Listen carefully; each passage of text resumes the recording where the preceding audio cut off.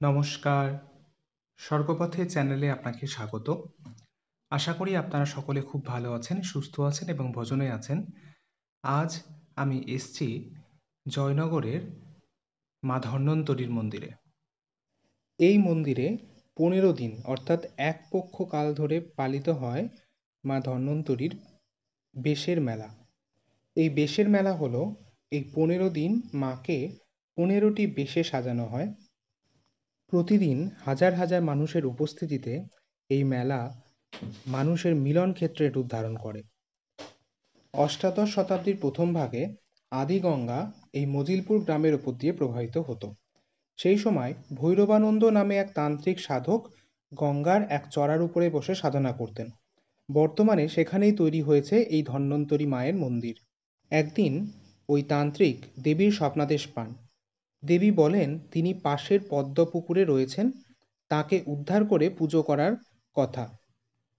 পুকুরে সন্ধান করে ওই তান্ত্রিক কালো পাথরের কালী মূর্তি পান এবং একটি খড়ের চালার কুটিরে দেবীর মতো ওই মূর্তি পুজো করতে থাকেন। পরে দেবী সাধনায় সন্তুষ্ট হয়ে একটি বাতের ওষুধ দেন, যা পান করলে বাত সেরে যায়। ধন্বন্তরীর মতো ওই ওষুধ কাজ শুরু করে। সেই থেকেই কালী বিগ্রহটির নাম হয় ধন্বন্তরী কালী। মন্দিরটিও এই নামেই পরিচিত। নিত্য পুজো ছাড়াও প্রতি অমাবস্যা এবং পূর্ণিমাতে এখানে বিশেষ পুজো হয়। শত শত ভক্ত মায়ের পুকুরে স্নান করে রোগ মুক্তির জন্য ওষুধ খায় ও পুজো দেয়। প্রায় 1.5 শতাব্দীর আগে পাকা মন্দির গড়ে ওঠে। প্রায় শতাধিক বছর ধরে ওই আদি পাথরের মূর্তির অনুকরণে একটি কাঠের মূর্তি নির্মাণ করে পুজো করা হচ্ছে। প্রতি বৈশাখ মাসের শুক্লা প্রতিপদ থেকে পূর্ণিমা পর্যন্ত ওই কাষ্ঠ মূর্তিতে 15টি বেশে মাতৃমূর্তির রূপদান করা হয়। এই রূপদানকে স্থানীয়ভাবে বেশ বলা হয়। আর এই উপলক্ষেই বিরাট মেলা বসে এবং তাকে বেশের মেলা বলা হয়। আমি যেদিন গিয়েছিলাম সেদিন ছিল সপ্তমী, জ্যৈষ্ঠ মাসের 1 তারিখ। আর সেদিনকে দেবীর বেশ ছিল বারাহী। তো তখন মানে সন্ধ্যাবেলাতে দেবীর সন্ধ্যারতি চলছিল, সেই সময়তে আমি ওখানে গিয়েছিলাম। এই দেবী বারাহী কে ছিলেন? মার্কেন্ডীয় পুরাণে বা দেবী মাহাত্ম্যের শুম্ভ নিশম্বের কাহিনী অনুসারে মাতৃকা দেবী দেবতাদের দেহ থেকে শক্তি রূপে আবির্ভূতা হন। শাস্ত্রে বলা হয়েছে বরাহ থেকে বরাহীর সৃষ্টি। দেবীর একটি শুয়োরের রূপ রয়েছে। তিনি একটি চক্র চালনা করেন এবং একটি তলোয়ার নিয়ে লড়াই করেন। সূর্যাস্তের পরে এবং সূর্যোদয়ের আগে দেবী বারাহীর পুজো করা উচিত বলে বিশ্বাস করা হয়। এই দেবীর আরাধনা করলে মানুষ দীর্ঘ ও সুস্থ জীবন লাভ করে এবং সকল প্রকার রোগের সাথে সহজেই লড়াই করতে পারে। দেবী বারাহী হলেন মাতৃকাদের মধ্যে একটি মা, বা কেউ কেউ এনাকে সপ্ত মাতৃকা বলে থাকেন। এই সপ্ত মাতৃকাদের মধ্যে রয়েছেন দেবী ব্রাহ্মী, মহেশ্বরী, কৌমারী, বৈষ্ণবী, বারাহী, মাহেন্দ্রী এবং চামুণ্ডী। এই দেবী ভগবান যমের শক্তির প্রতিনিধিত্ব করেন।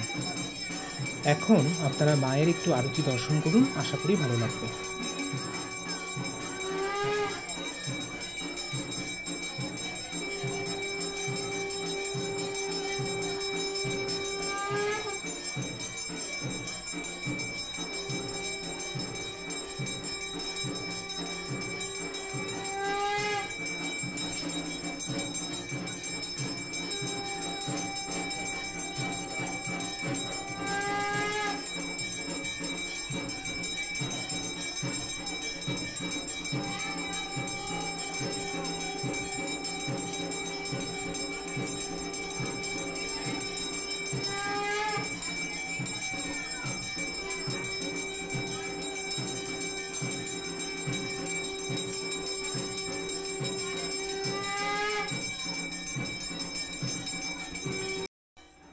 আমি আর একবার মাকে খুব ক্লোজভাবে দেখানোর চেষ্টা করছি আপনাদের।